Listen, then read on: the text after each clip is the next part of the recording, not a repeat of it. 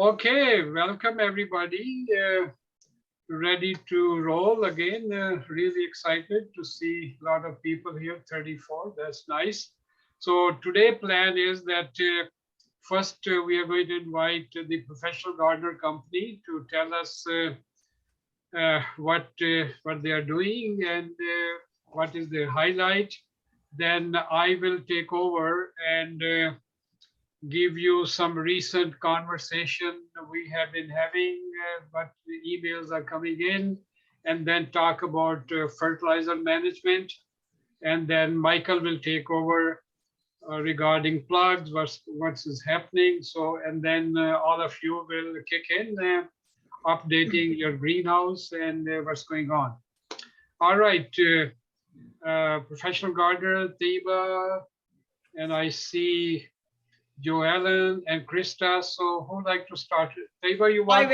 I will. Say a few words, I will. Go ahead. Yeah, my name is Teba. And on behalf of Professional Gardener Company, I would like to say thank you to Dr. Mirza and Mike, who gave us opportunity to come aboard and do this show. I just want to say, you will see our slideshow and lots of information there about our company, but there are not very many people know that we have a research and development department too, where we do mostly research work on fertilizers, developing new soils with the biological control of diseases, for starting the seeds and transplanting. That mix is called Ready Mix. And we are not only in Alberta, we are also in BC, Saskatchewan, Manitoba. And we also ship stuff for fertilizer all over Canada, wherever somebody needs it, we help out there. And we also design fertilizers, custom-made fertilizers for cannabis greenhouses, for forestry seedlings. We make recommendation, and when then we design a fertilizer, and then we manufacture it, and then we ship it. So it's a one-stop shopping for that kind of issues. People, they cannot use run-of-the-mill fertilizer. There's specialty fertilizers. So we also do that. Our sales force is very capable people. They are not only salespeople, they are consultant. They can help anybody and everybody who needs some help. They can go and look at their crops and help out that way too. So without further ado, I would like to Krista to start the presentation, so I don't waste much time for that. Thank you, Krista. Ready to share screen, please?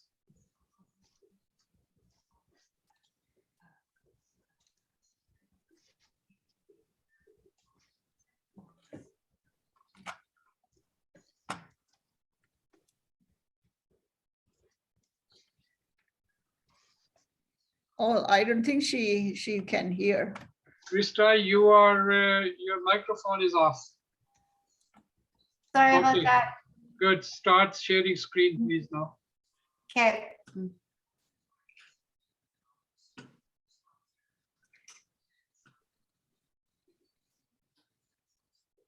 Good. We could see you now. Great. Not you, but the presentation. Perfect. To the Professional Gardener Company. The business was started or established in 1927 by Hans Johansson, and later, as business grew, Alan Nielsen entered as general manager. Hans and Alan then created a research and development company under the supervision of Teba Mirza. Presently, the company is owned and operated by Teba Mirza Johansson on a 3.5-acre property in Calgary, with over 50,000 square feet of warehouse. PG, as it is well known by, has many distributorships and alliances to help you, including Paul Boers Manufacturing, who produce greenhouses and we carry in stock, Poly from RPC, Polycarbonate from Amerilux, and also Modine Heaters for greenhouse supply, Adding to our proud selection of growing containers, we also provide products from Braun Horticulture. With modern designs and selections, we are able to provide more variety to the retail sector of the horticultural industry. Among the other partnerships the Professional Gardener is proud to be a part of, the HC Company is another alliance we have had over the years. The HC Company provides a high quality selection of growing containers, which suits all your needs. For an overview of their selection, please feel free to go to HC Company's website listed on this site. We understand the importance of a uniform crop. To achieve the best result, a consistent fertilization and watering schedule should be followed. As a proud distributor of Netafim products, we are able to provide equipment that will ensure watering uniformity for up to 94% accuracy. Water requirements can vary depending on crop, season, or grower's preference. We have a large selection of watering tools and equipment to suit your needs. Another partnership is Dosatron, an economical injection system, which can deliver from 7 gallons to 40 gallons a minute with an adjustable ratio. Regardless of your size, from small grower to large, we can find you the right injector. H.E. Anderson is a versatile multi-headed system, delivering accuracy and volume. A grower can fine-tune their fertilizer needs and easily expand to their future needs. PG has our own line of scientifically formulated fertilizers. Tune-up is a water-soluble fertilizer made with high-purity macro and micronutrients. Each formula is created to provide proper crop nutrients. Among our proprietary products, Ready Mix was designed to prevent damping off in germination trays with the use of 40 microbes to help strengthen plant immunity. Wurzel Dip is one of the many exclusive, environmentally safe products the Professional Gardener proudly develops and produces locally in-house. This product will reduce transplant shock as well as increasing new feeder roots, ensuring plant survival. The legalization of cannabis throughout Canada, we continue to research and develop new products to assist with this new emerging crop. We consult growers with one plant to commercial enterprises with the help of our biochemist, Tiva Mirza, and with the guidance from Dr. Mirza.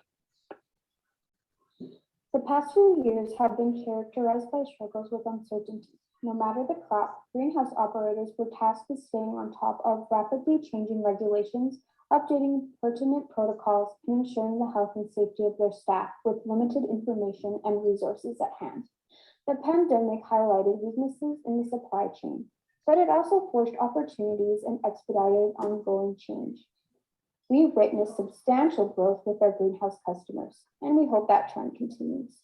It will be a beautiful year, there is no doubt, but finding that beauty might prove to be a reoccurring challenge. The Professional Gardener Company is here to help you navigate the road ahead. Happy growing. Thanks for listening. Happy growing. Thanks for listening.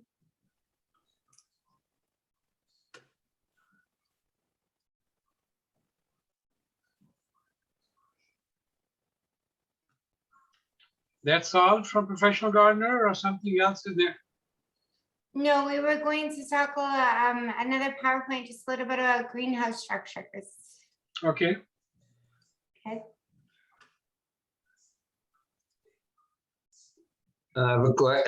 Krista or Tahiba, the greenhouse structures, are they your own design or are you partnered with somebody else?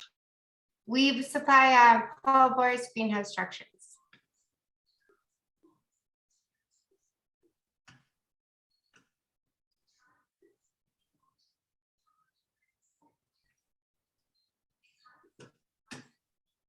Yeah, we could see your screen.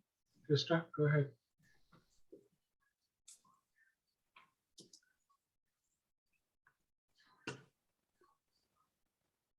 Sorry.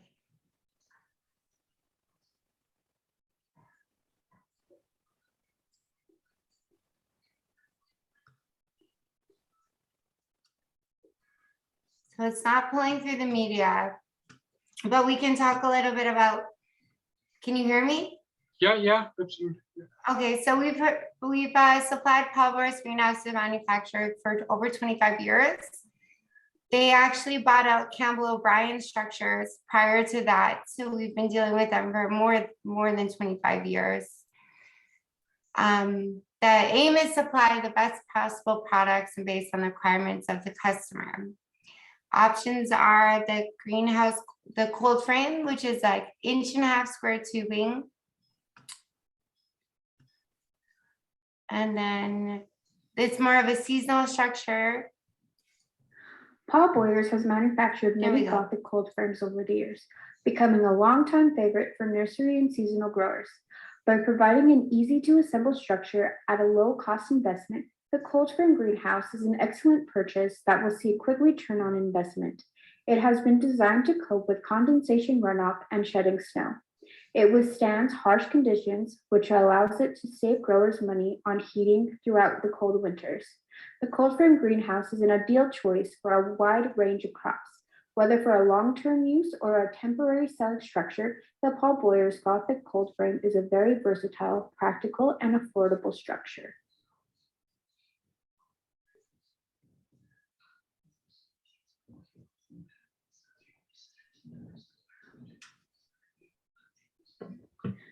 The Paul Boyers freestanding greenhouse is manufactured as a simple solution for many growers. Many of our freestanding greenhouses have been built across North America and even in Japan. The versatility in size and options available with these greenhouses provide growers with a growing solution for many different crops. This includes bedding plants, hydroponics, aquaponics, organics, and more. The freestanding greenhouse is a smart choice for any grower. All of the parts involved with the freestanding greenhouse are pre-drilled, easy to assemble, and are built with long-lasting galvanized steel components. The roof's Gothic peak helps shed snow, while forced air heating keeps the greenhouse at an optimum temperature for all seasons. By ventilating with roof vents, roll-up side vents, or even conventional fans and motorized shutters, the growers' crops will always be maintained with exceptional quality.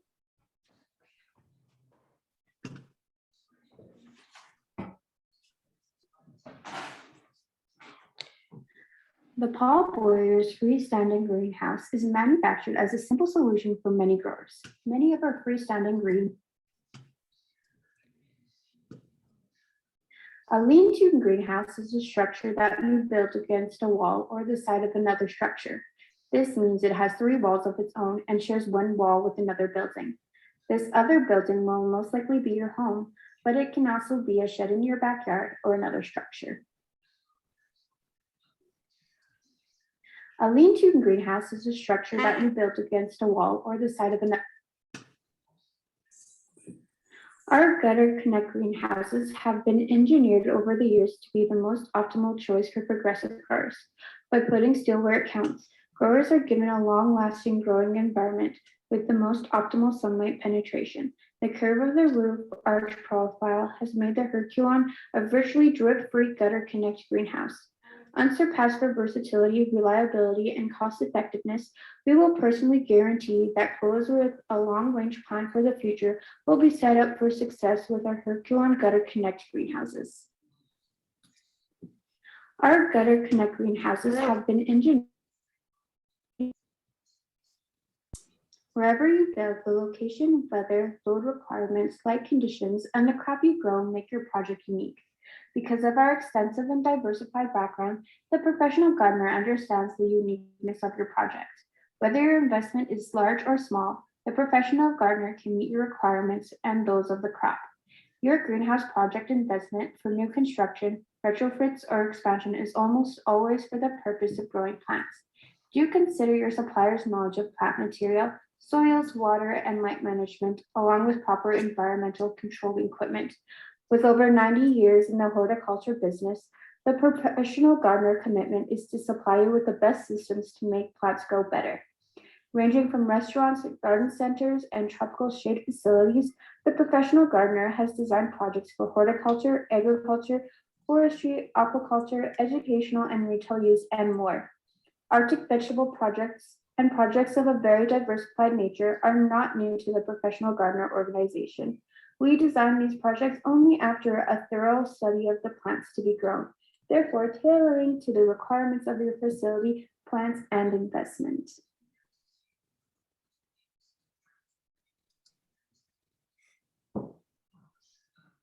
Okay, perfect. Anything else, professional gardener? Yes, we're hoping for Joellen to kind of talk a little bit about procurement specialisms. Sure. Hi. I am part of the purchasing team and oversee nursery and greenhouse container orders. We carry greenhouse and nursery containers from the HC company and TO Plastics mainly.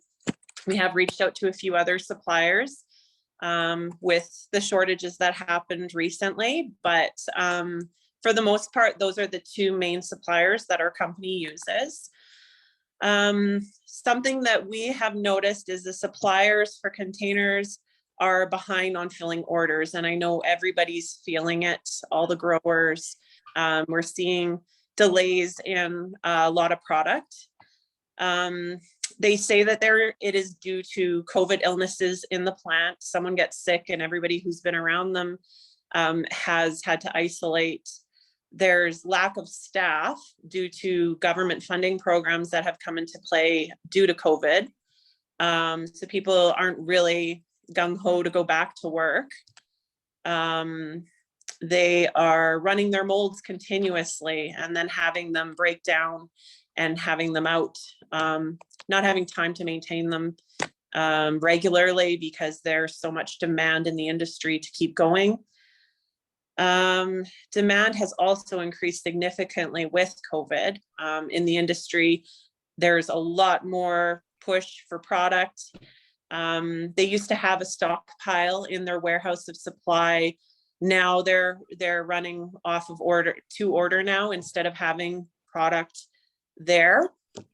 And just a heads up for all of you, we want you to know that, you know, there are delays still, but our team is doing our best to stay ahead of it for this coming year. We've already placed all of our orders for our inventory that we carry in-house. And our sales team would be happy to help you get a quote as soon as you can, would be better, just due to the delays. Some of the product we're being told is 450 days out. So that gives you a bit of an idea. Most new orders now, they're saying, you know, you're looking at this time next year. It just depends on the specific product. Certain products are longer out than others. So we definitely just don't want to see anybody disappointed. So the sooner you can, you know, think about next year, which is hard. I know it's hard for everybody. I mean, we don't know what next year is going to hold, but freight has become difficult as well for the suppliers. They're having a hard time getting trucks. There's a huge shortage in the United States and even in Canada, we're seeing that as well. And actually last year alone, from January to December, costs from just the supplier in plastics rose 30% or more. So that's, you know, a lot of what we're seeing. And we're hoping that, you know, that comes back down, the resin costs, but at this point, we don't know with how unstable everything is. And I think that was all that I kind of wanted to touch on today. If anybody has any questions, I'd be happy to answer them. I think we should talk about the tune-up fertilizers next. So our 5627, I'm going to share the screen in a moment. I have to give you permission first. Under what email did you sign in? Under it's Krista at Verheul Gardener. Oh, Krista. I think I sent it to you as well, Dr. Mirza. Yeah, okay. So Krista, you want to share what? The PDF I sent you earlier about the 5627? Yeah, you have that PDF with you? I do. Yeah. Do you have it? Yeah, but can you share it with us? I will try my best.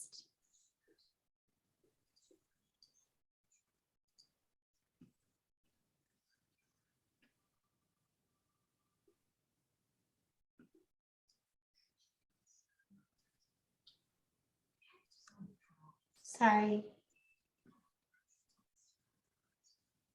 Did you stop share the first one? I think so.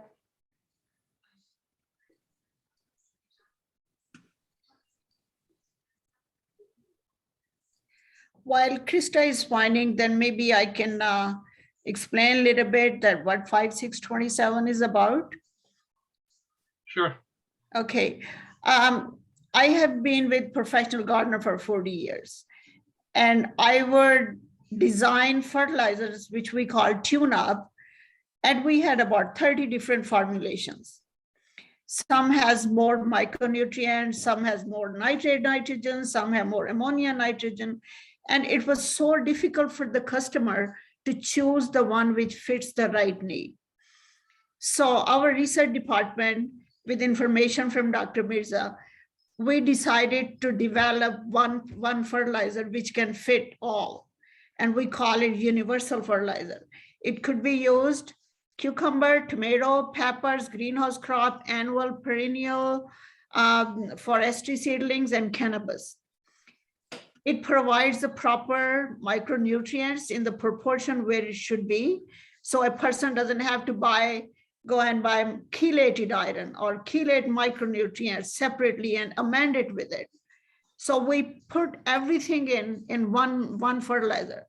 So it could be used for anything.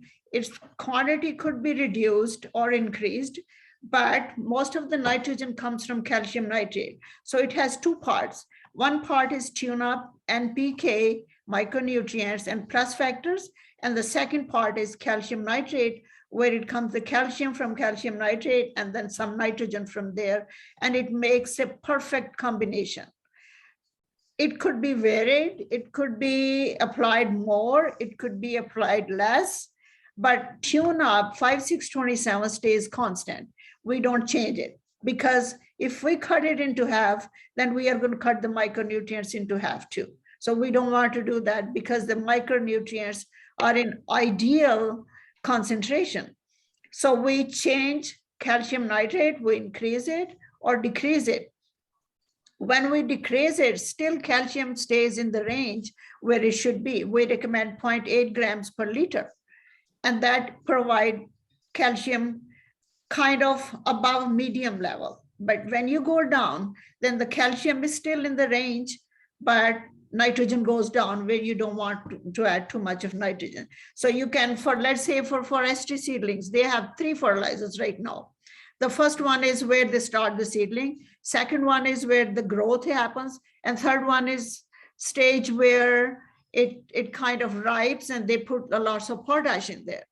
But with this one, if they keep 5627 constant and vary the calcium nitrate, then it could be used from one stage to the other. So it can fulfill all 3 stages. And that eliminates lots of extra work which a person has to do.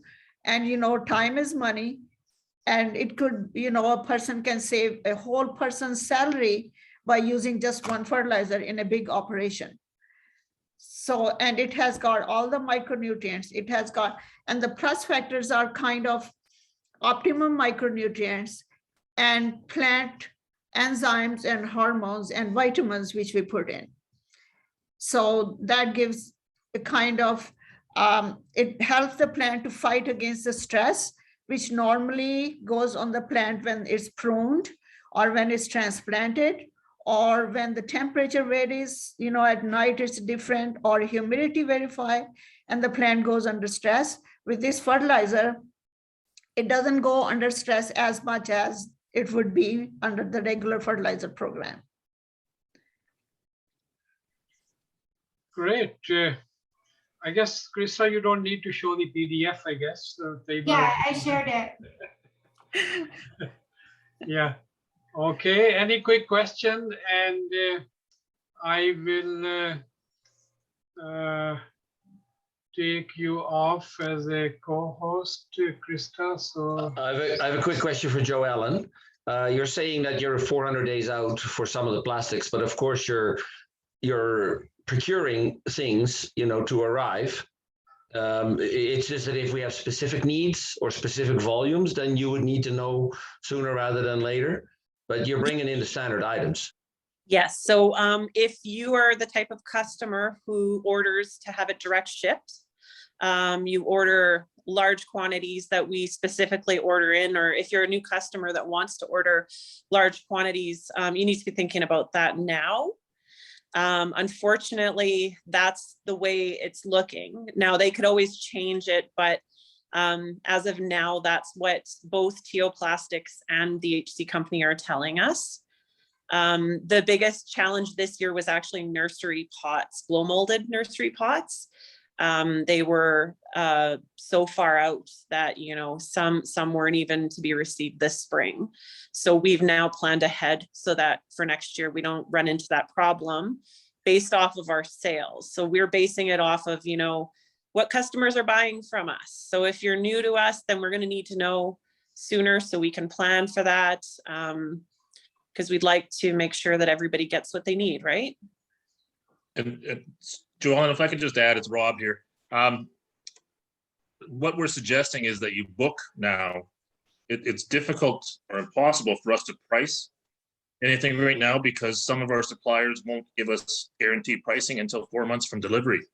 So unless you could take delivery now for next season, then we're suggesting that you book.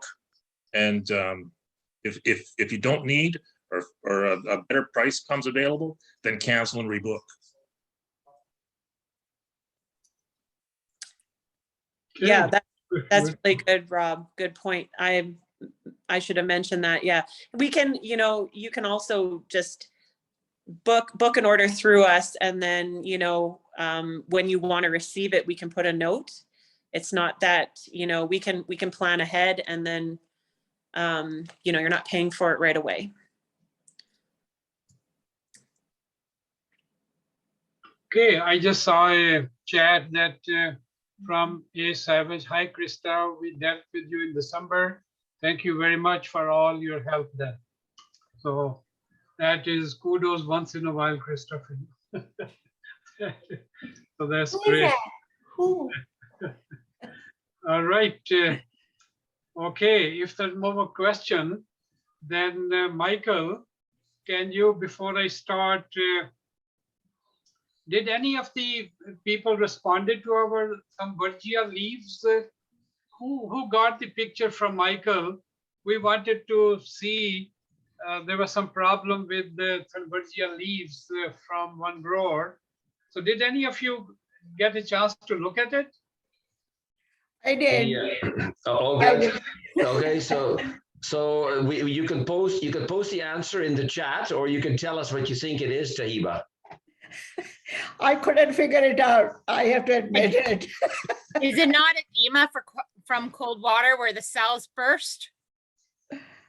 You are Okay. pretty Anybody close. else? Anybody else? Anybody else want to take a stab? We have to tell you that Mirza and I went back and forth on this for quite a while because we were at odds. Yeah. Anybody else want to take a stab at what it is? This is Gail. I think too that it's edema. Yeah, I'll tell you the story in my slides as well, but you're right. We finally figured out, Michael and I first thought that it is some sort of, from the first picture, they look like some galls to me. So Michael and I talked in detail, and when more pictures came underside of the leaf, then it was definitely edema. So I'll talk about edema, why does it occur, and what could we do about it. Diagnosing problem is very interesting, you know, that sometimes you need more information, and then what we could do about it. Okay, Michael, should I go start? You should go, yes. Yeah, go ahead. Okay. All right. Okay, can you see my screen? Yeah, we can, Mirza. Okay, Yeah. perfect. Perfect. I will put in the slideshow mode. So the screen, all right, perfect. Yeah. So I will first give you a correct table for calculating acid for pH control. Last time, one of the very smart person pointed out there was a typing error. So I have just one acid rate is there. Current issue brought to our attention. What is parts per million and milligrams per liter? Nutrient needs of the plants. Reading a fertilizer label, designing your own fertilizer versus using ready-made, and some user tips, what are happening with the fertilizer cost going up. So what steps we could take. So this is the table. So in the last recording, so this is what I have corrected now. It was 37.8, not 29. So that was just a typing error. You could easily calculate because each 25 part per million of bicarbonate to be neutralized, phosphoric acid 75% is 4.3 ml per 100 liter. So this is for your reference, and it will be in the coming in the recording as well. Just a quick message, Mirza. The reason why you want some of the carbonates you don't want to dissolve all the carbonates because otherwise the water pH goes up like a yo-yo and down like a yo-yo. Absolutely. Yeah, carbonates give you that buffering with the hydrogen ion concentration so that the pH doesn't change. So we need to neutralize, we need to keep 50, 60 parts per million in, and rest need to be neutralized. So that's where the example is. If you need to neutralize 50, 75, 100, or up a very hot water, the moment you start going 150, a lot more acid have to be used to neutralize the bicarbonates. And bicarbonates are with the pH control. So one question was that if the pH is 8, you don't need to invest in a reverse osmosis. Reverse osmosis is only when the sodium level is going fairly high. 100 part per million we could manage for bedding plants, not for commercial cucumbers. Tomatoes will tolerate, but definitely if it's 250, 300, then we have no other option. Either truck water from a known source with low sodium, or you have to put in a reverse osmosis unit. This slide picture came from a grower. Those were millet plugs, grass stretched during transport, and then weak stems at the base.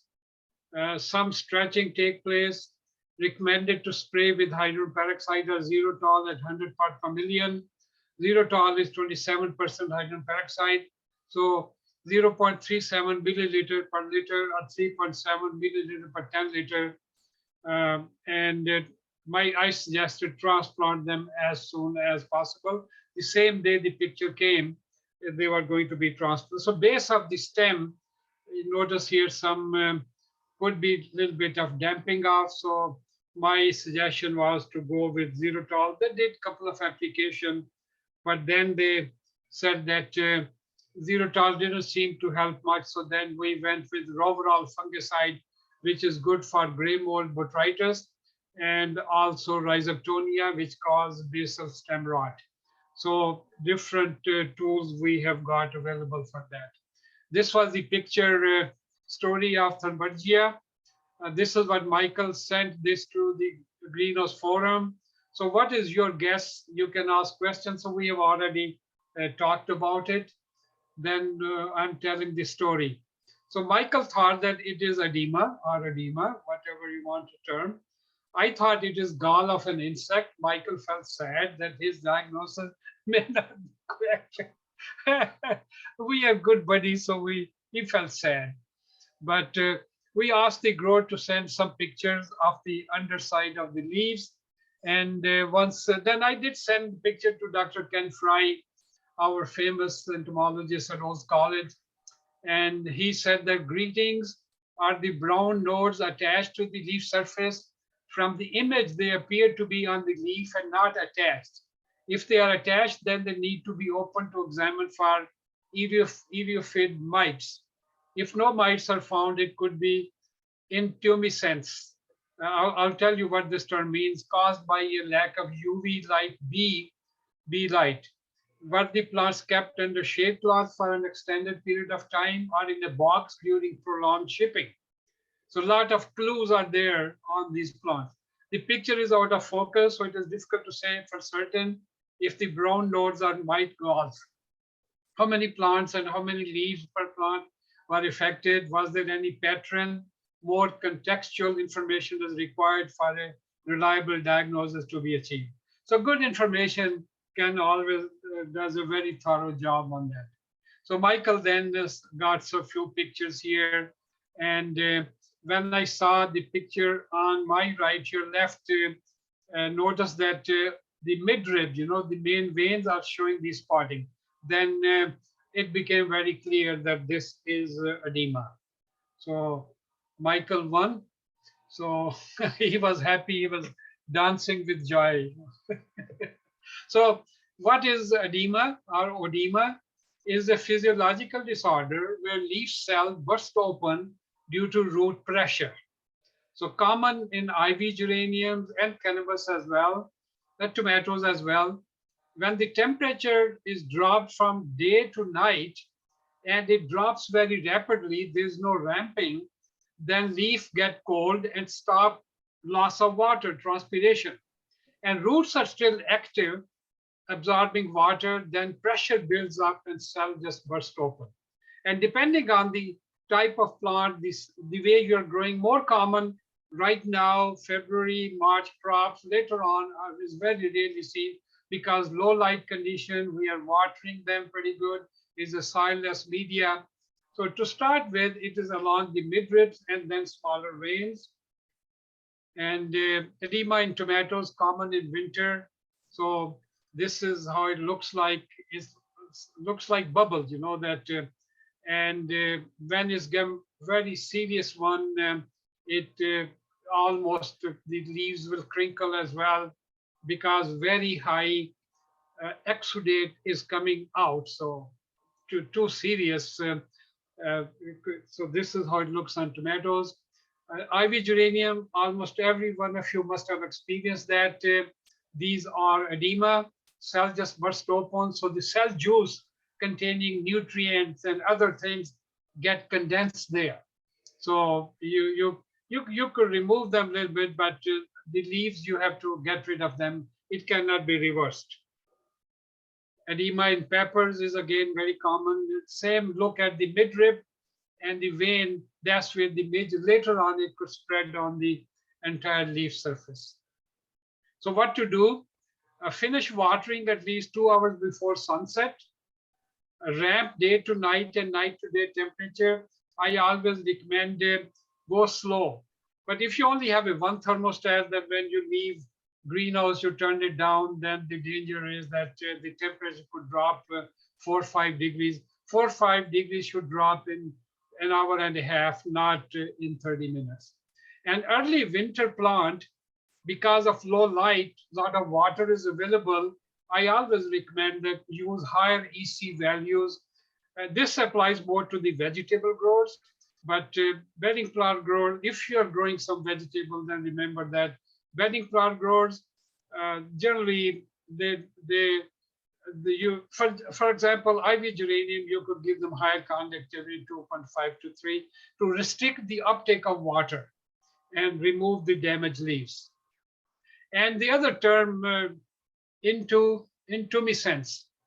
Intumescence are a physical disorder characterized by hypertrophy, possible hyperplasia, cell, plant tissue, or just leaking out, you see. Ultimately, disorder results in the death of the affected cells.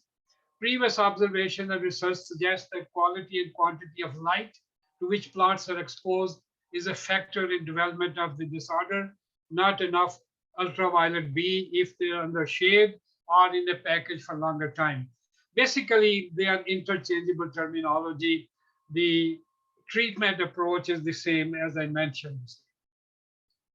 These are few pictures of intumescence. Yeah, very common in sweet potatoes. So if this happened like this is edema, but we call it intumescence. Okay, quickly introducing to you, we talk about parts per million, repeatedly designing a fertilizer program. They are same as milligram per liter, gram per 1,000 kilogram, micrograms per gram. So is one part of something in a million part of something.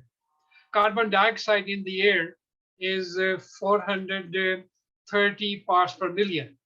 So what it means is if there's a million cubic meter of air, then 430 cubic meter will be carbon dioxide. So typically, for example, when we design a fertilizer program, nitrogen 120 to 200 part per million. So it's a measure of concentration. So phosphorus 30 to 40, potassium 200 to 400, calcium 100 to 200, magnesium 40 to 70, sulfur 60 to 100, iron 2 to 3 part per million, manganese 0.5 to 0.8, copper 0.2 to 0. Now copper is very interesting element. Each has got its own role, but copper is involved with the integrity of chlorophyll.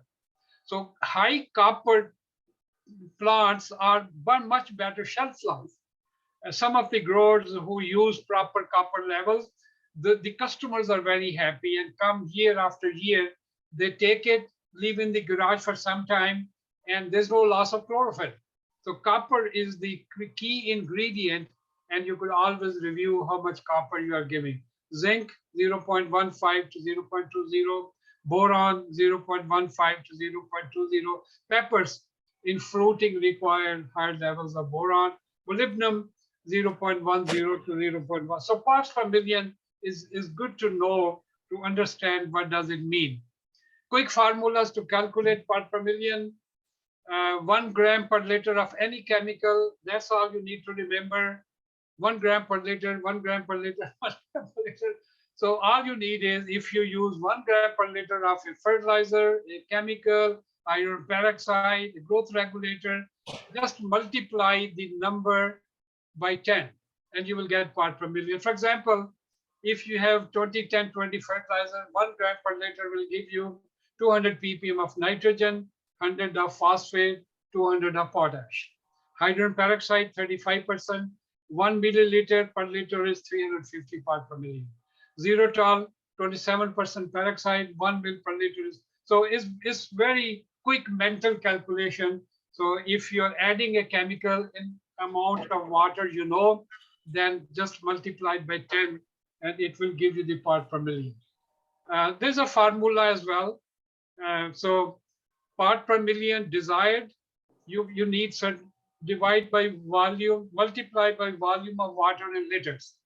So many part million you desire, so much is your amount of water, divided by how pure grade of the fertilizer times 10, that will give you amount in grams in that amount of water. For example, you need 200 ppm nitrogen from 2020, 200 ppm needed, 100 liters of water as an example, divided by 20% nitrogen times 10 is 100, it will give you 200 ppm of nitrogen. How much so reverse formula is needed because we are using a chemical with 20, 10, 20, 20% nitrogen, 20% phosphate. So how much phosphate I got? So you reverse the formula.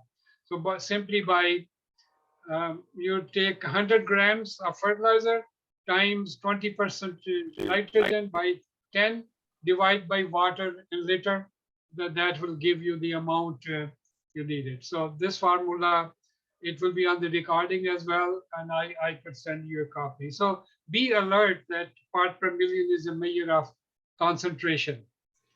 When can I, this was the question coming in, when I can start fertilizer seedling, which I'm germinating. This grower was germinating geranium seedling. So check the pH and EC of the growing mix first. This grower had an EC of 1.4 millimoles and pH of 5.9.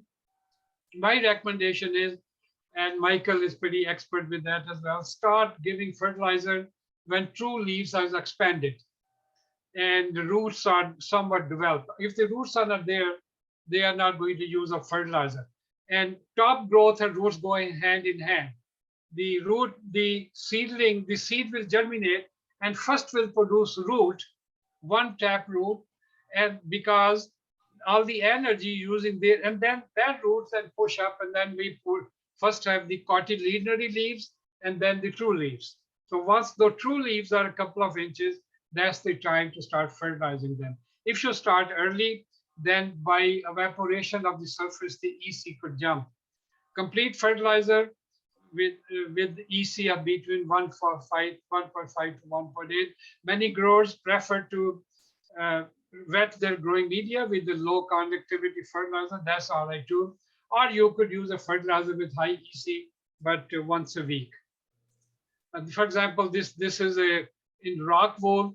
There's no nutrition, so this grower delayed feeding them. True leaves have emerged. Cotyledonary leaves are there, true leaf has emerged, but no fertilizer. So they started showing deficiency of nitrogen. This is not typical magnesium. So in rock wool or inert media, vegetable growers have to start fertilizing them much early before these symptoms appear. In addition to, so what do the plant need? In addition to carbon, hydrogen, oxygen, plant need your nitrogen, phosphorus, potassium, calcium, magnesium, sulfur. They're all macro elements. And then iron, manganese, copper, zinc, boron, molybdenum, and chloride. Above are called essential element. Plants will take up any element which is around. So plants are non-specific. So if you are giving them a contaminant, a herbicide, they gladly sacrifice your life for you. They can't do anything. They can't yell back at you. So what is a nutrient program? So basically, I say you could write on a board, you could write in a copy, you could put on your computer. I went to a grower, a good friend of mine who has passed away now from AGGA Greenhouses. Alicia always used to write on a big board, and the instruction was never wipe it out. So you could write on a card and tape somewhere, on a computer, but I have seen it being lost. So always have a backup copy, make a red notebook, all the information is there. So for example, this is the picture I took, when was that, 2013, when Alicia was alive, Dr. Mirza's main feed. This was the time we were using 28-25 gallons, 1.6 kilogram of that one. Then Epsom salt, second tank was calcium nitrate, a little bit of ammonium nitrate. So it was hanging on there for 30 years until she left this world, then somebody took it off. So right on a place where somebody comes and just removes it. And take the fear factor out of math calculation, just relax, it is not that difficult. Greenhouse fertilizers, some basic thing, proven fertilizer type need very high nitrogen. pH has to be watched very closely. 3-stage rooting, male growth finishing in bedding plants. Understanding fertilizer numbers, 10-50-10 is by law, you have to give them percentage nitrogen. Doesn't mention nitrate, ammonium, urea, organic, whatever nitrogen. Then second one is phosphate. Third one is potash. So if you translate those numbers into NPK, nitrogen, phosphorus, and potassium, it will become 10, 22.3, 8.3. 20, 10, 20 is 20, 4.3, 6.6. So remember that what comes on the label, on the bag label, then NPK will be different. I've seen many catalogs labeling fertilizer as NPK. Actually, they are N-P2O5 K2O potash. So if you're designing by potassium, then instead of using 10, you have to use number 8.3. So just be alert with that. On the lot of information on the label, if you could read them, potassium nitrate 13.5-0-46.2. It could be higher number 13.5-0-44 as well. Calcium nitrate 15.5. So label have a lot of good. Calcium nitrate come as a total nitrogen 15.5, 1% ammonium nitrogen, 14.5 is nitrate nitrogen. Total calcium 19%. So label also give quite good information. In this label, nitrogen is not split into ammonium, nitrate, urea, organic. That's a very important information which you must have. Mirza, Yeah. so can you explain, there's 3 types of nitrogen, and can you just quickly say the benefits of the different types of nitrogen? Good question, Michael. Again, nitrate nitrogen, NO3, is a nitrogen which acts as a slow release. For example, nitrate are absorbed in the roots. 95% of the nitrogen is absorbed by the plant as nitrates. It goes inside the root. Nitrate is converted into ammonium. So NO3, 3 oxygen are replaced by 4 hydrogen. It becomes ammonium. And molybdenum is involved there. And then that ammonium converts to urea NH2. And then that NH2 combined with the carbon, other things, makes protein and other function. So if you want, for example, some growers who are using 5-6-27 for professional gardener, last year reported they were more compact because all nitrogen was nitrate. 2010-2020 has got significant amount of ammonium nitrogen there. So in this way, you could cut down your cost on your growth regulator as well with the all nitrogen as nitrate nitrogen. They'll be very compact, good dark green in color. And then urea is cheap fertilizer. I have seen some organic fertilizer coming with urea, but different type of urea, fermented ammonium. So nitrogen are coming into the market now. So, but primarily nitrogen will keep your plants more compact. So yeah, if I can add, you know, that nitrate nitrogen, like you said, is a cause of slower uptake, but it's a lot safer kind of nitrogen to use. Exactly. If you use ammonium nitrate, if your fertilizer has a lot of ammonium nitrate in it or a lot of urea, like the old 20-20 or 10-50-10, then you get a very fast hot feed. So you're actually going to probably lag a little bit of root development with more urea and ammonium nitrate in your feed. And because calcium nitrate is mostly nitrate nitrogen, then, you know, it's your friend. Absolutely. And Michael, sorry, Mirza, it's Rob here. Just to update you guys, maybe ammonium nitrate has become so difficult for any industry to ship, to warehouse, to use. The trend is to drastically move away from it. Yeah. Michael, check the chat. Any relevant questions are coming? Yeah, I'll before we go on, let me start here, Mirza. Yeah. Okay. Blah blah blah. Let me just scroll up here.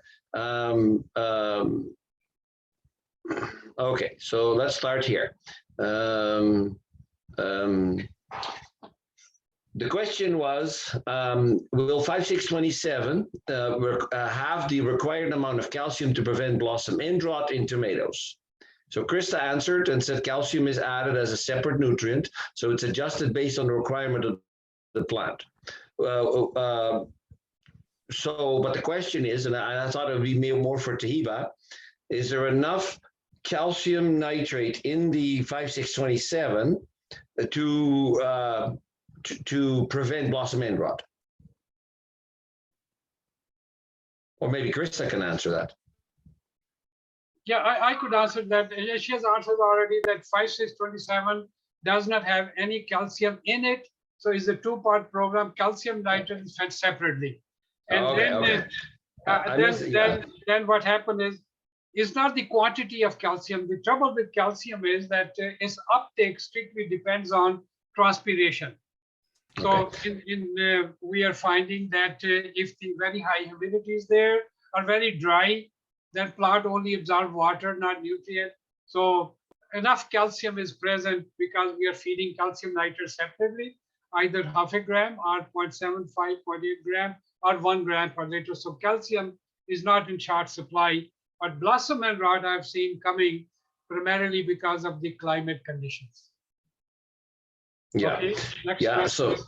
So sorry, Krista, you had answered it correctly. It's a two-part program. So if you want to prevent blossom end rot, you're going to have to add enough calcium nitrate to your second barrel so that it prevents it, which is probably 1 gram per liter on tomatoes. Yeah, even with 1 gram, if it's too dry, too humid, then blossom and rot could come, you see. So Yeah, we but just it's have also to, but it's also if you have too much potassium in your feed, then calcium uptake is reduced. You know, so yeah, you want to. that have to go to 1,000 ppm potassium, then so 4 times okay. more. So with 5,627, when we mix with the calcium, the physical ratio then changes. The everything then go to N to K ratio comes. So All right. it changes. Good. Krista, what do you recommend for a hobby grower if they wanted to use 5,627? Krista answered a hobby grower will benefit from 5,627 as it's universal dependent on the requirement of the plant. You are able to adjust. Then Tracy asks, specifically growing tomatoes in soil with a hobby greenhouse, do you have to add calcium nitrate? Krista says, oh, well, tomatoes love it. Yes, you do need to add some calcium, but it's kind of why we love gardening, isn't it? A content love for our plants. Dr. Mirza and Tahiba have developed a formula based on growing weeks for your tomatoes. And then what's the best type of nitrogen for tomatoes is what Gail is asking. So Mirza, you can answer that one. What's the nitrate? I prefer to go with all nitrogen on them. Then there's a pretty short internodes. Leaves expand pretty well horizontally as well. Even for the bedding plant growers, I prefer all nitrogen. We really don't need any extra ammonium. So nitrogen is pretty good for them. Yeah. The next question is for me. Which nitrogen is in Nature Source? I'll address it again, Beth, but the majority of nitrogen in Nature Source is, and I'm going to get the floor here on Nature Source here in a bit, is ammonium nitrate. But that is why we recommend that you use a two-part system, much like the 5627 from Pro Gardener, because you would want to add some nitrogen from calcium nitrate as a second barrel, and I'll explain how to do that. Then somebody says, I have a slow-release fertilizer that's labeled 20.1, 5.9, 28.40. Blend, is that a 17.524? Sorry, what's the question again? I have a slow release fertilizer that's labeled 20.1, yeah, 5.9, yeah, 28.4, yeah, 0. Yeah. So the 0 would be magnesium or calcium or sulfur. Yeah. You know, so would that be 17.524? And there's totally different fertilizer because slow release are over a period of time, and they have more ammonium nitrogen there too, because any nitrogen formulation, not more than 8% you could physically combine. Anything over 8 becomes ammonium or urea nitrogen. No, we are talking of strictly soluble fertilizer. In greenhouse culture, nursery growers do use a little bit, but generally we depend on highly soluble fertilizers. Hopefully that answers your question. What choice is a good type of cole crops to develop a good root system? Thanks. Yeah, the 5627 works pretty good. Nature Source works pretty good as well, I know. Generally, traditionally, we have thought that apply more phosphorus to them, but I find that medium phosphorus, 20-30 ppm is plenty for good root development because they are in plugs, and if you start giving them these newer fertilizers give much better top and root growth, you see. And Krista said root system is based on phosphorus uptake. We have developed a tune-up fertilizer called 10-52-10, which is quite popular with our tree growers. However, all fertilizers are going to be hoping for the best root system, as this determines the uptake for the plants, which is true. And remember, phosphorus is one nutrient, but the way plant distribute its food from top to bottom depends on the temperature differential day and night. For example, phosphorus would not be taken up if the temperature drops below 14 degrees Celsius in the root zone. Then they turn purple. And you like to go, most of the crops which go outside would like them to be purple. Yeah. Okay. Go ahead, Mirza. That right. answered the questions. Okay, I quickly made a calculation here, still some growers like tablespoon, teaspoons. So potassium, each fertilizer will weigh differently.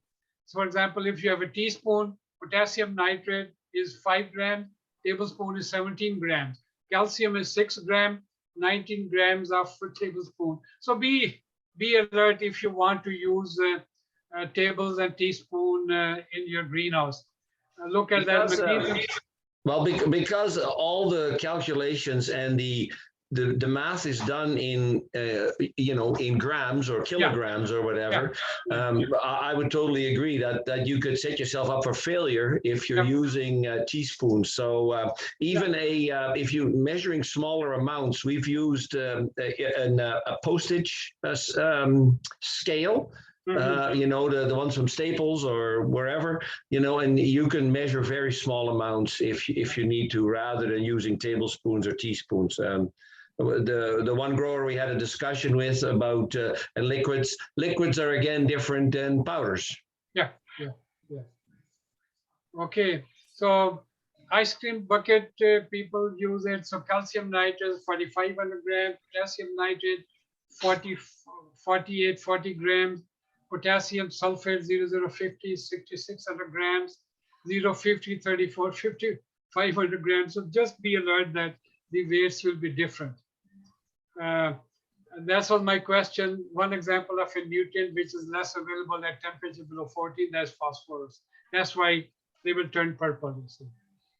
And then different fertilizer coming into the market. For example, here you have got 12 to 14, 6. So when calcium is combined, then phosphorus has to be low. That's a good lug fertilizer, has some calcium, 28, 20, good N2K balance, low phosphate, 40, 014. So the question is pre-made fertilizer versus, so each have their own benefit.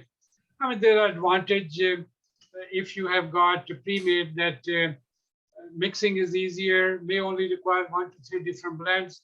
Disadvantage, limited growth in making changes to a program for a specific element. So both have advantage and disadvantages. Then Nature Source, Michael and I've done a lot of work ourselves. We did a thorough study with using Nature Source, comparing with 2820 and other fertilizer.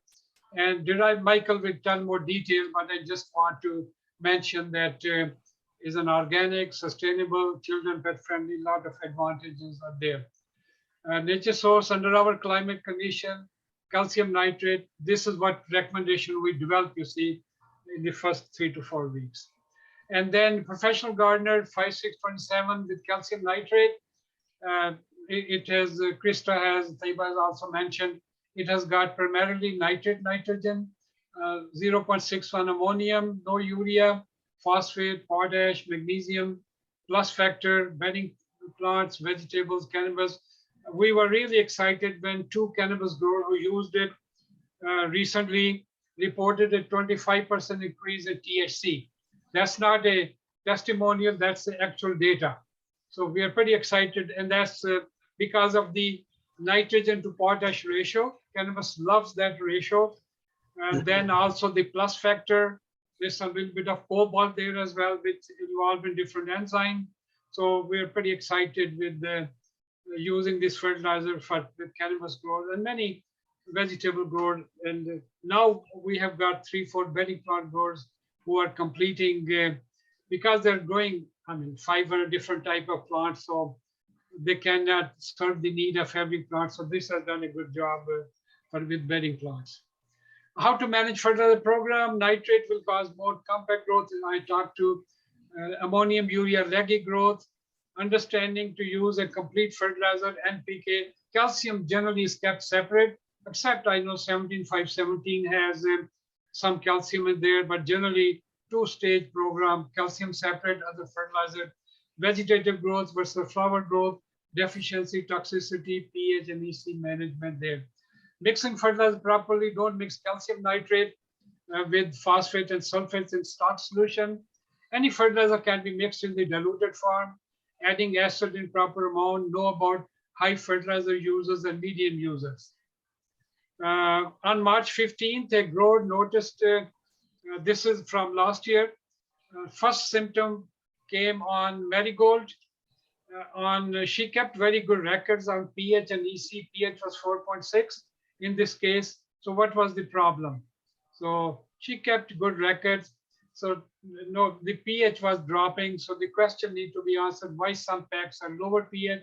Just next pack pH is good. That's the whole subject of peat sources, how much and what type of lime has been added, lime mixing, your own fertilizer program and type of fertilizer. So it could happen. So pH must be regulated, regularly monitored. Several inputs can change the pH. Growing media, lime, bicarbonates, plant themselves change the pH, so you have to monitor it. Alkaline side, your petunias, pansies show deficiency quickly. Geraniums, they are on the acid side. Early warning signs of pH. This is a very young petunia showing loss of color. And look at the pH start going down. Is the more pH 6 they want, but 5.5 is a warning sign there. Good records are essential. When I go into a greenhouse, they give me all this reading. I'm really happy for them.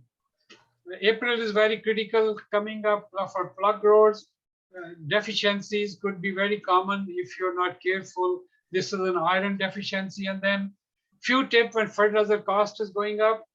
By knowing the starting point, EC of your growing mix, you can fertilizer application. You could actually skip fertilizing by 2 to 3 weeks. This is based on a study.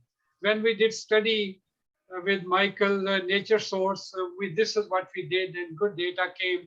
If the starting EC around 2.4, 2.5, then don't fertilize them until they show early sign of nitrogen deficiency. Drip irrigation, hand watering really does waste a lot of water and fertilizer, minimum leaching, growing plant. So don't let the EC build that you every time you fertilize, you have to leach. Growing plants slightly on hungry side, reduce cost of growth regulators by using temperature management around nitrate, nitrogen. Don't fall for cheaper regular farm fertilizer. They're cheaper, but they may be, maybe they're using quite a bit of urea and nitrogen. I've seen some cases like that. And some of the field fertilizers don't dissolve in water the way tune-up wood or Nature Source. Exactly. Okay, any question in the chat, Michael, before you go? No, I think we're done with the chat. Okay, good. All right, you're ready to go then. Yep, I'll share the screen. You have the permission, right? Yes. Okay, I don't know. Okay. Let's see. Share the screen. Yeah, you should be able to do that.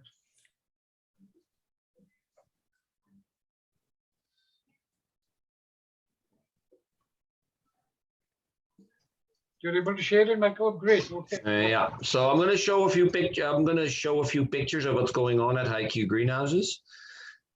We are where is it here? It doesn't matter. We are. Let's open this up here. We are knee deep in shipping. So what happens is we start gathering plants on Monday for what we need for either specific trucking companies or specific areas. We have them. This is a picture I took a few minutes ago, and all the plants that we need for this particular section are sitting on carts, and then we go along with the customer's individual order, and then just take one of those, and that kind of thing. So that is what it looks like in the greenhouse. This here, you can see this, right, Mirza? Mirza or Krista? Yes, we can, Michael, we can see it. Okay, good. So this is a picture of a seedling greenhouse. So I was in the back, looking towards the front, and you can see the different stages of the seedlings. In front is marigolds, and then as we fill the house from the front to the back, the larger seedlings are in the front. And this is a house of URCs, rooting the cuttings under LEDs from using a Philips stoplight. And we use the yellow cards as an indicator, but also as a system to trap whatever's flying around. So we hang up a lot of yellow cards to catch any short flies and fungus gnats that are flying around, and then we use it to check if there's any thrips or anything like that coming out of the cuttings. So then I will share with you this grower guide for Nature Source. I'll let it open up here. Wakey, wakey. So this is a grower guide, and if you would like a copy of your own, then please email the office at, I'll put it in the chat here after, but if you email contact@highqgreenhouses.com, then you can get your own copy of this grower source as well. So Nature Source has different numbers, 1043. And we like Nature Source because for several reasons. It's a liquid product, which is derived from the husks of canola and soybeans. And because of that, because it's a liquid, it dissolves in cold water. You don't have to, put it in hot water to dissolve, because it's not a granular. And Nature Source, because it's derived from the husks of canola and soybeans, is what they call a non-salt based fertilizer. All other fertilizers are a salt. So the effect of the EC is lower with using Nature Source than you would with any other conventional fertilizer. But, so that's why they call Nature Source plant food instead of fertilizer. And the nutrients are 1043, and basically, it explains here why 1043 as a liquid still gives you the same punch, as a dry bag of say 20-10-20. You can read all this, in greater detail if you're a keener. Nature Source has, as we say, the total nitrogen is 10%, and that's mostly derived from ammonium nitrate, because they use an acid and ammonium nitrate to stabilize the formula, the liquid as it comes to the factory in Sherman, Texas.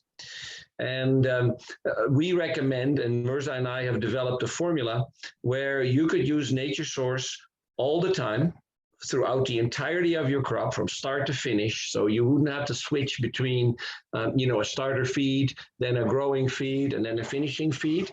The 1043 is, it can be used entirely throughout the season.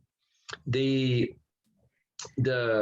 formula that we have created is that in the earlier dark months, you do, as a two-part program, use calcium nitrate as an additional fertilizer. So to offset the amount of ammonium nitrate that you get from 1043 Nature Source, using 75 grams in 100 liters or 0.75 grams in a liter, much like Mirza recommended. So 0.75 grams in a liter of calcium nitrate as a supplementary feed. As Mirza said, you cannot mix calcium nitrate in with this fertilizer. So you would either have to have two injectors, like 2 dosatrons or a 2-head pump system, whatever you have. Or if you have only one fertilizer injector, then we recommend that you make the 2 barrels, one with the Nature Source and one with the calcium nitrate, and you move your suction hose from one to the other. And for personal experience, it's best to use if you have a single head injector, that you use the calcium nitrate feed in 2 consecutive days. So you pick 2 days that work for you, Tuesday, Wednesday, Saturday, Sunday, it doesn't matter, and you hang your suction hose in the calcium nitrate barrel. And then the other 5 days, you hang your suction hose in the nature source barrel. That gives you enough calcium nitrate for those 2 days on all the plants to sustain them for the other 5 days.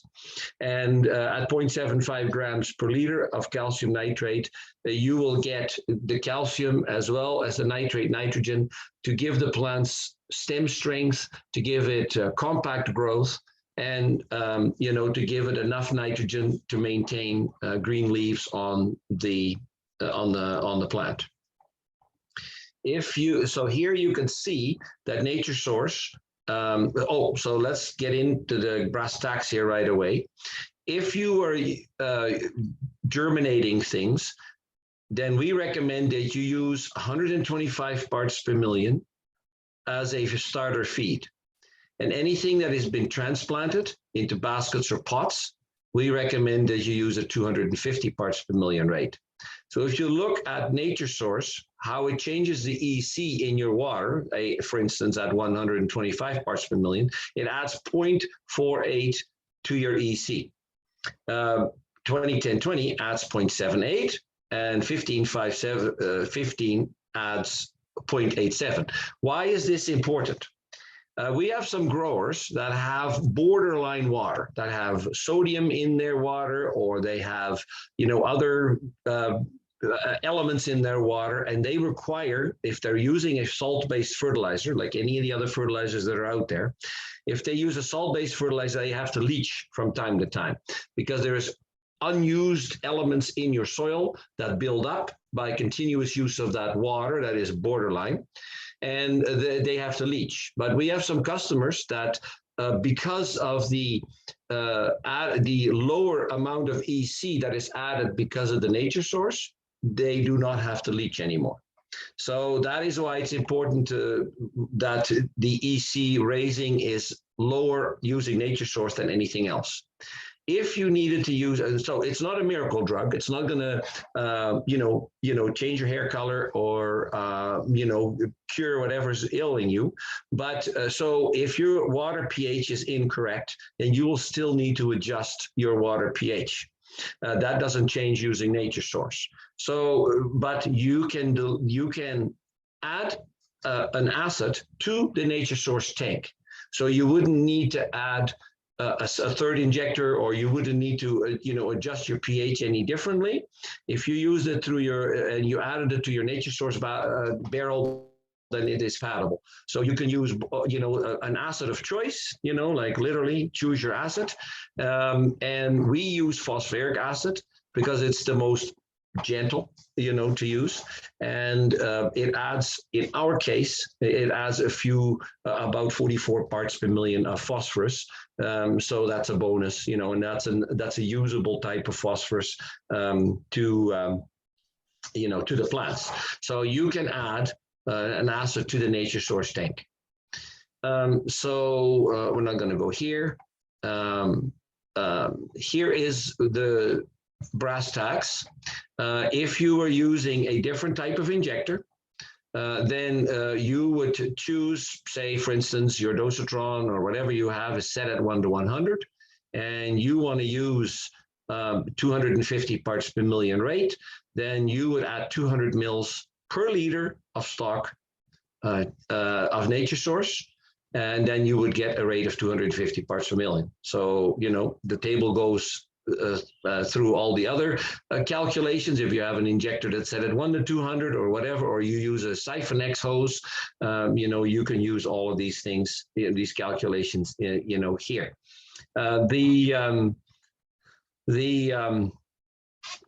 The good thing with nature source is that you can add as much as 500 or 600 parts per million to your plants and not have any negative signs of burning or any over-fertilization using nature source. So we have used, if plants are pale or if plants are behind and you need to speed them up. We've used as much as 500 parts per million added as a say through a separate injector, through a portable injector, and have hurried the plants up without stretching them, without burning them. So the good thing, because Nature Source is not a salt-based fertilizer, you can use a higher rate than you could using any other fertilizer. So even at 500 parts per million, you can get some good growth. And the advantage of Nature Source is that it doesn't stretch the plants. Particularly in things like pansies or marigolds, the plant stays nice and compact. And in the case of pansies, you'll see a lot of lateral growth appearing. Wave petunias, we can now grow a wave petunia without any growth regulators to finish, just using temperature. And Nature Source, we can grow a wave petunia that has side branches and is nice and compact. And if you thought your crop was getting out of control, where the branches are getting too long, or you from experience, your branches are getting too long, increasing the amount of Nature Source as much as 500 parts per million will just, it won't shrink these branches from your wave petunia. So you're gonna have to do it early enough. And but it will maintain those branches and they'll grow at a slower rate without getting a leggy plant. If you were, Michael, yes. there's a question. Is there foliar spray for Nature Source? There is a foliar spray of Nature Source. If you wanted to, you would want to. You could go as high as 400 or 500 parts per million as a foliar spray. So you would use this formula down here, because now if you're using a foliar spray, you're probably using a tank, or a backpack, or a dram sprayer, or whatever you have. Now you need to have a different formulation. No, you need the same formulation, you need a different calculation, because if you were going to add 500 parts per million of Nature Source as a foliar spray, per liter of spray, you're adding 4 milliliters of concentrate. So as a foliar spray, 500 parts per million, use this chart, down here where it says tank mixes. Nature Source is a biological product, and it will cause, in your lines, it will cause something called biofilm. So Nature Source, there's non-harmful things that grow, on Nature Source. So a couple things. If you are using Nature Source for an entire year, then at the end of the season or prior to the start of the season, you should clean your irrigation system. Now, you should really be doing this if you use any kind of fertilizer, but it is more important that you use a cleaning solution in the water line prior to the next year. So the best way to clean your water lines and get them ready for the next season is using a solution that has a pH of 2. So you would have to do some math and create a solution that has a pH of 2. You fill your water lines, your drip hoses, your garden hoses, your main lines, you fill it with this pH solution of 2. Let it sit overnight and then flush it out. And that would get rid of all the scum.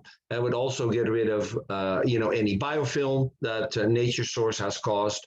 It will get rid of a buildup of scale or whatever you have from your water, and your system is ready to use. So it goes through an elaborate system on how to to use this cleaning system, and if you really want to, you can read that. Yeah, here's a flyer. If you want a copy, please contact contact at AGGA-greenhouses.com. I'll put it in the chat. Okay. Hey, Michael, couple of questions. Is the clean grow a suitable product to clean those lines also? You know what Clean Grow is, Mirza? It's a product name. Yeah, I think it's a quaternary ammonium compound, if I remember correctly. Sandra, do you know what it is? Clean Grow? KLEEN. It's the same as Sanigate. Oh, same as Sanidate. Okay, hydrogen Yeah. Same as peroxide Sanidate. and peroxyacetic acid. Okay. Yes. Actually, if it's the same as Sanidate, then no, that won't do it on its own. You would have to use a pH of 2 to soak everything loose. We do a two-part system, and we will use Sanidate, as a second part of the cleaning up. But we use our water systems a lot longer than most people, so we use first a pH 2 overnight and flush it out, then charge up with Sanidate or Clean Grow, and then do a second flush with that. But that's just basically overkill. You don't have to, but don't use Clean Grow by itself. The pH 2 is your friend. And next question, Michael. And sorry, just to back up, Michael, I would agree. If you want to clean your benches or your house, use Sanidate or Clean Grow, but use Xeritol or something in the lines. Yeah. And Michael, a question from Gail that nature source settles out in the stock tank. How do you keep it mixed? Do you use an agitator for some sort? I'm surprised, Gail, that it settles out because it is a liquid, so it shouldn't settle out. It might settle out in your concentrate tank, like if you have a jug that's a couple of years old, but it should, at 250 parts per million, it shouldn't settle out in your water storage tank. We mix ours at 1 to 300 because of our particular system. So we still don't see any settling out, at that either. We don't need to agitate it. I do agitate it in the morning because I'm agitating the calcium nitrate barrel, because it does settle out, but you shouldn't have to. Now, there is, if you use Nature Source and the stock tank is not emptied over the course of 2 weeks, then you might get a little scum that lays on the surface, like a little oily looking material, and there's nothing to worry about. If you use some hydrogen peroxide from the store, like 3%, or like Rob was suggesting, Clean Grow, if you use any of those products, and a couple of drops in your stock tank will clear that film up. But it's a non-hazardous film, but if you did see it, that's how you would get rid of it. But Gail, maybe enlighten us at what time your nature source settles out. And Okay, Michael, we use Nature Source, and we have for quite a number of years now, and very happy with it. But we put the Nature Source in the stock tank. Well, we mix some water, and then we put the Nature Source in, and then we stir it up again with water at 250 parts per million. But by the time I'm done with that stock tank and ready to do another, there's always a bit of a settling on the bottom of the tank. Yes. And, we kind of roll and rock that tank as much as we can, but every year it's a little harder to rock and roll. Yes, no, I agree. And because Nature Source is a natural product and they do filter it, there is always in products that are, of a natural base, there will always be some impurities, in the product. And yes, even in the bottom of a 4.7 or a drum or whatever you use, there might be a bit of a sediment in the bottom. I would say, Gail, at the end of the season, if you have a little crust in the bottom, to use Sanidate, and just dump some in straight, and that would dissolve any of those impurities, and then you should be able to rinse them out. Yeah, for sure we do that. But my question was, am I diluting my my parts per million? Is what's settling out, is it the nutrients? No. It's the impurities that are in the product because they couldn't filter out the the particles, that so when it comes to the factory, it looks like molasses, so it's a yep. And it has part of the shells of the soya bean and part of the shells of the canola in it, and then even though they filter it, there is certain particles that go through these filters, but are not part of of the actual nutrient component. No, those are just shells of the product that the raw product that they've used. Okay, so then I have no worries. You have no worries.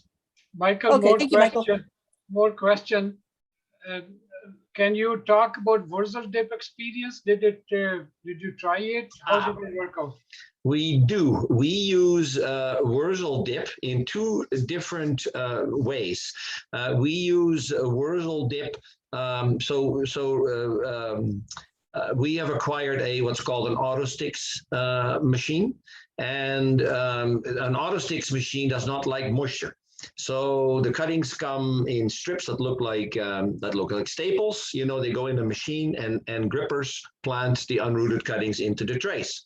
But because we cannot use any rooting hormone, liquid or powder, because it gums up the machine, we will use Wurzel dip as a drench after the Wurzel dip goes on, after the cuttings go on the bench. So any plants that have not received any growing hormone, rooting hormone, will get we will use a portable injector at 1:100 and stick the suction hose directly into the Wurzel dip container and drench or sprench, actually, which is sprench is a non-scientific term that is not a drench and not a mist, so it's kind of in between, you know. So it's more than a mist, but less than a saturation. So it's called a sprench. So we use a sprench, you know, with Wurzel dip, and we will coat all the cuttings that have not received any growth hormone, rooting hormone, but on ones that we stick direct. And we do not use the AutoSticks machine. We use at a 1:100 dilution. We use in little dishes. We use Wurzel dip, and we stick the tips of the cuttings in there, and then stick them in the ground. So we wouldn't have to sprench, but we do it cutting by cutting. And we have seen some very positive results when we had some plants that were lagging. Sometimes you get some plants that are just suffering, and they're yellow looking, and the root system is you know, non-existent or very poor because it sat in a wet spot or whatever. And even at 1:100, a sprench with Wurzel dip will perk them up within a week, and you'll get new roots. It's much like you know, it's a really good product. And just to jump in, Wurzel dip is something that AGGA developed for professional gardener, and with the thoughts for transplanting trees, but it really has been beneficial for many things. That's right. That's right. Yeah. If you want to promote root growth, you know, and it's a natural product, right? It's not a chemical, Rob. Yes, it is natural product. Yeah. Yeah. So it's safe to use, and that it's really helped us along, and we weren't sure how we were going to apply rooting hormone to you know, to plants that go through a mechanical transplanter, like through the AutoSticks machine, but we found it, and compared to cuttings that were hand stuck and using Wurzel dip as a rooting hormone on an individual basis, we have exactly the same result. Michael, question from James, Stony Creek, that I use hydrogen peroxide for treating my water. So there is some residue in the water. How would that affect plant growth? First your answer, then I will answer. Okay, so having some residual amount of hydrogen peroxide coming out of your hose is essential, because you would want to make sure that there is enough hydrogen peroxide added so that there is a residual. If there was zero, then you might actually not be adding enough hydrogen peroxide to your water. And hydrogen peroxide is very similar to pH. It's specific to the amount of impurities you have in your water. If you were using a municipal source, you probably would use a lot less hydrogen peroxide than if you use a dugout, because a dugout would have algae and all kinds of other biological mass in there. So you would need more to burn that off. And so you would want to have a residual of at least 100 parts per million coming out of the hose. And what happens then is the hydrogen peroxide goes onto the soil, and it will really benefit, you know, and help prevent algae growth, liverwort, you know, all these kinds of things. Anything to add, Mirza? Yeah, good points. You see, hydrogen peroxide, based on the organic matter in your water, it will be destroyed. Hydrogen peroxide reacts with organic matter, algae spores, bacterial spores. So at the end of the pipe, if you are ejecting 100 ppm, going through the pipes, some biofilm, etc., we like to see 5 ppm, 10 ppm at the end. And it is beneficial to the plant. It only will destroy some iron if the level is very high, say almost 1% type, 10,000 ppm. But at the rate we are talking about, it is actually beneficial to the plant for oxygen, for disinfection purposes. Yeah. And one other question, Michael. Would the pH of 2.2, would that damage the dosatron? No. Generally not, because they're pretty good. Anybody have some comment? Rob from Professional Gardeners, and anybody? I think Rob has something to say. I wouldn't worry about 2.2. No, not at all. Okay. I wouldn't put concentrated acid in the system and leave it sit or anything like that. That'll just damage your seals. Yeah. Yeah, the dosatron is mostly made up of a durable plastic on the inside. There's a little bit of stainless steel in there, but it's mostly plastic, so it wouldn't hurt it. Yeah. And Stephanie wants to know, how do you know you have residual hydrogen peroxide going on to soil? So you have to have the testing strips. So you could buy Stephanie, and like a pH strip, they give you good reading there. Yeah. Yeah, there's places that sell these strips, you know, and you just pour a little water on. Yeah. I'm just typing here for the copy of the nature source. Michael, if you're done, can you stop sharing, or you still have some? Yeah, I will. I was just doing this. I will stop sharing, and then you want me to go into when the plants arrive? What do you want me to do, Mirza? Yeah, please. We still have a little bit of time. We want to end up at 8:40. Yes, please. So when the plugs come in, some quick tips, please. Yeah. Okay. Here we go. So I did this presentation during the bedding plant workshop. Let's see here. Animation, insert file, draw design, slideshow from the beginning.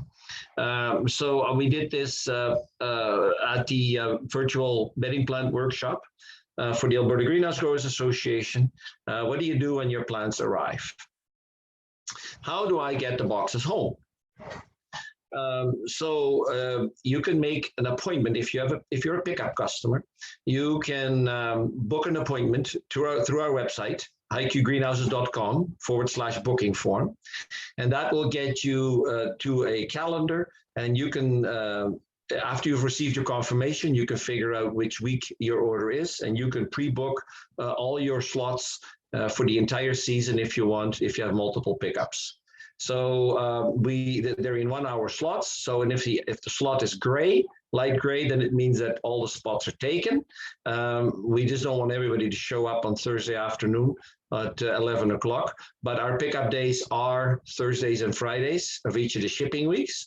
So, you know, that's the calendar guides you to that. So if you're trying to pick another day, it won't let you. So we use some trucking companies that we can trust, going west into BC, north and south, but also we do some deliveries to the city of Edmonton that the trucking companies pick up there. So all our boxes come from HiQ to trucking depots of ones we can trust. West Coast Floral goes as far east as Winnipeg, and they pick up.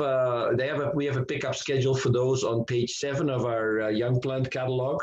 So West Coast picks up on even weeks and odd weeks, and then they go to different directions. So if you've placed your order with us, we will have already put you in the right slot for your West Coast Floral schedule. When you receive plants with West Coast Floral, make sure that the plants have arrived at the depot before you start driving. Unfortunately, there's too many people that drive for 2 hours, get to the warehouse, and the truck had a flat tire, and he's there, 3 hours later, and you've just wasted a lot of time. When these depots receive all this freight from Van Noort and Nordic and HiQ and Oyen and everybody else, they need to sort it, because you may have a box from Oyen and you may have a box from Nordic and you may have a box from HiQ. So, they need to be all together so that you can take them all home. So, you need to give the depot enough time to sort through this stuff after the truck arrives. So please, please, please wait for the depot to call you before you start driving. If you have an account with West Coast Floral, please use it, and there'll be some big savings there. Because if you have an account with West Coast Floral, they will take your 1 box from this supplier, 1 box from that supplier, and 1 box from that supplier, and call it 3 boxes, which is cheaper than if you pay for 1 box, 1 box, 1 box. So there'll be some potential big savings by having an account with West Coast Floral. So you've got your boxes home, safe and sound, and you're ready to unpack. So what are the best ways to open the box? Our boxes are stapled, and rather than just ripping the cardboard, we think you should be using a screwdriver or a pair of pliers and pulling the staple out for 2 reasons. The cardboard will stay intact. When you pull the staple out and the flaps open. And these staples, when you rip the cardboard open, instead of pulling the staples out, if you rip the cardboard open, those staples stay in the lid, or they stay in the flaps, and they're nasty, and I have many scratches on my hands to prove that the inside of the staple where it's curled over will make a nasty gouge in your hands. So if you like war wounds, please go ahead. If you don't like, if you like your hands intact, please use something like this to get the staples out. And that's what the staple looks like, when you've pulled it out, and you can just discard of it. What will greet you when you open our boxes? You'll see some newspaper, and we use newspaper to help in the first of all, to seal the box better, because there's flaps and cold air could get in. But most importantly, when you open the boxes, when we put plants into boxes at a certain temperature in the warm greenhouse or whatever, and we close it up, we usually trap some humidity inside the box. And then when the temperature changes, going on a truck or sitting in a warehouse or being transported with, Tom, Dick, or Harry's transport company, or going home in your van, the temperature changes in the box. And if the temperature drops a little bit, a condensation will form on the plants. And if the box is closed for a period of time, then things like botrytis or a mold, the kinds of molds could start showing up. And they call it box rot. And we have found that the newspaper helps absorb that moisture, that may inevitably show up. We like to ship our plants as dry as possible, because even if they're arrive slightly wilted, you have a lot less chance where there was free moisture or where there was, condensation on the leaves that could cause you all kinds of secondary problems. We've had some customers say that sometimes the newspaper will be moist when they take it out. So then it's doing its job. What else is in my boxes after I remove the paper? You will be looking for the white tray.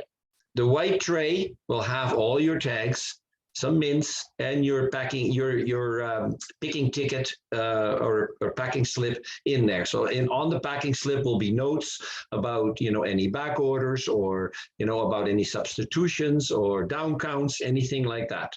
So our boxes are all the same size, and what determines the how many plants we can get in a box is determined by how high the plant is. So we have boxes with 2 inserts for things like ornamental grasses, but sometimes we'll slide a tall ornamental grass in a box by itself, all the way up to 5 inserts for the 256 plugs or anything that is short enough to get you the best payload. So take them out, inspect them, check the packing slip, and see if we made any notes. Then you want to water them after you get them, on the bench or on the cart. Like I said, we ship our plants as dry as possible, and we use what's called a wonder waterer to water these cuttings and plants. So a wonder waterer is something that's sold by a company called AMA Horticulture, and it's it has a filter in this gray part here that you would want to clean so once in a while, and has a short metal handle. We take off the shutoff valve. There's normally a shutoff valve somewhere. We take it off and put our own one-touch dram nozzle on, and it gives you a really nice spray, much like a shower head. And it works good. That's why that filter's in there, so that the screen doesn't plug up too quick. And the saying, the person who's holding the hose grows the rose. And that is very true even when you go to unpack your seedlings and get them wet for the first time. Getting them wet on a cart, is different than getting them wet on a bench. So if you had them on a cart, on a shipping cart, and you would water in the front, like this, you will apply a significant amount of water differently than if you just reached for the far side of your trays, they're sitting on the cart. These ones will not get as much water as those ones that you water in the front. So I think it's important, if you have plants sitting on a cart before transplanting, that you water the one side of the cart, go to the other side of the cart, and do the same thing there, about half the tray in on both sides.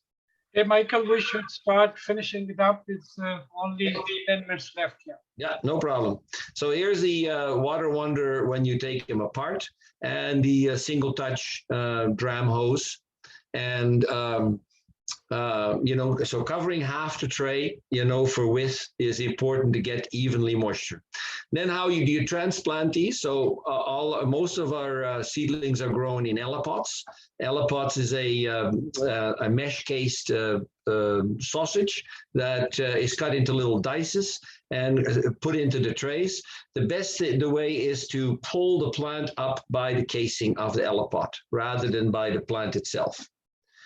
You can use some scientific tools. You can use a piece of a hanging basket hanger, or a drip stick, or if you want to go really fancy, these ones here are stainless steel digging tools from Princess Auto. They call them dental tools, and they have packages of different shapes.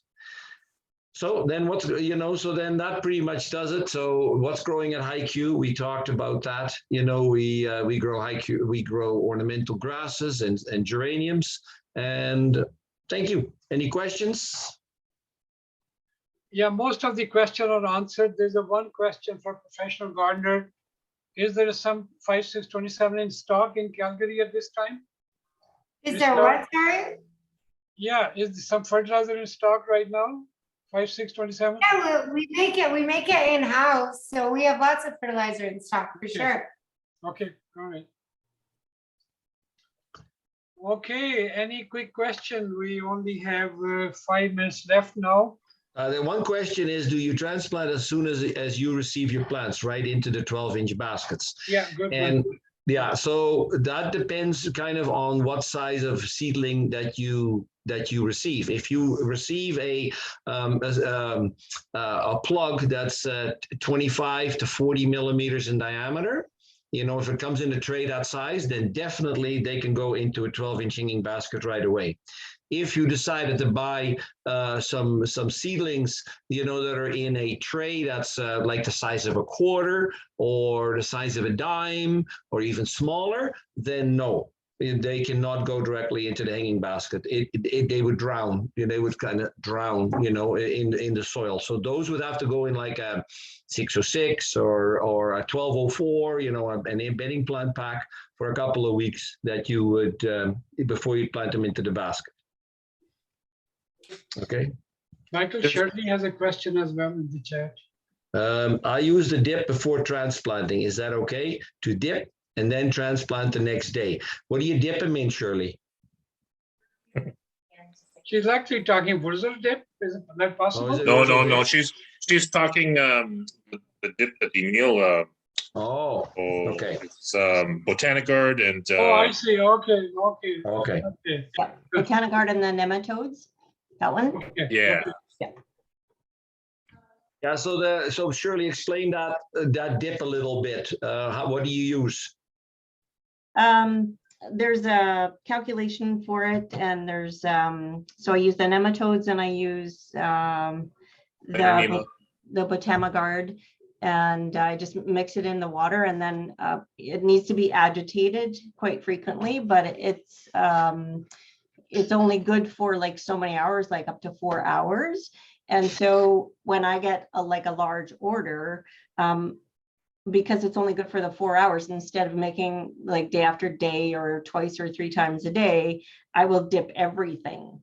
And then, so whatever I don't get to transplanting that first day is already dipped, and I may transplant it the next day. So does it still do its thing, or should I be doing it every 4 hours? If I can answer it, it's Botanigard, Steiner Nema, and Root Shield that you likely use. And I wouldn't worry about it. Once they're dipped, that all those nematodes are in there, and I would just transplant as you see fit. I would worry more about the moisture content than anything else. May I add something? Yes, please. I do the dip as well. So I'm using Botanigard nematodes, and I use a product called Asperello, which is basically the same as Root Shield. And the reason why you're supposed to use it within 4 hours is because your nematodes need to be in the soil. Like you run the risk of losing them if they're kept in that water for more than 4 hours. Yeah, So they once they're dipped and they're in the soil in your plants, they're fine.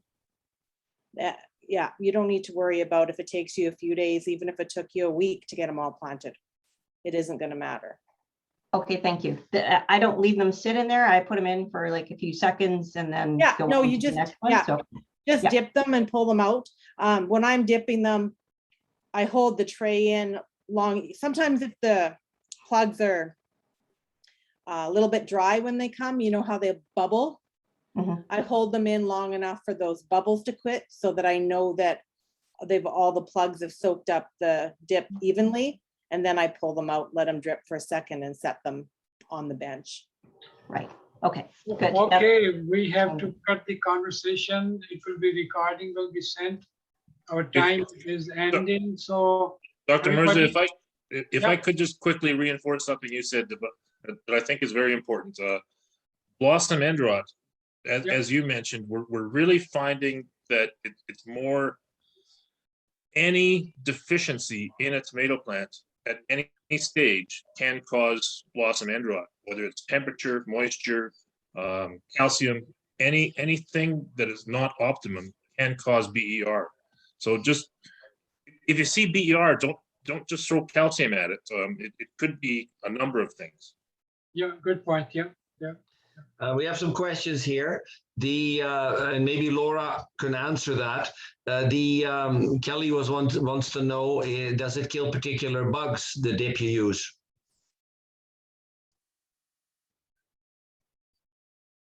You still there? Sorry, I was muted. Yeah, okay. Yeah, so the nematodes, they go after thrips, whitefly primarily. The Botanigard also has some effect on aphids in I think it's the larval stage. And then the Root Shield or Asperello, whichever you're using, it's just to give the roots a boost. It doesn't have any effect on insects, but. Now, Laura, somebody asks, what is the cost versus other ways? Now, we're not sure what other ways there are other than using the dip, but is it expensive to do that? The If I dip could is, answer, yeah, go sorry, ahead. Laura. Go ahead. If I could answer that, it's not expensive to do it. However, there's a very short shelf life on some of these things. So if you're a smaller grower, say, that has to buy Root Shield and Botanigard and nematodes, they don't last a full year, lots of these things. So you end up spending, say, $1,000 on something that's you might only use a quarter of or a tenth of, and that's where it does become expensive. Yeah, if you're a medium to large size grower, they're 100% worth it. That's one of the reasons why I switched over from Root Shield to Asperello, is because Asperello is has a longer shelf life. So kept in the fridge, I can actually use it for, like, if I have leftover, I can still use it the next season. Whereas the Root Shield, the shelf life isn't quite as long on it.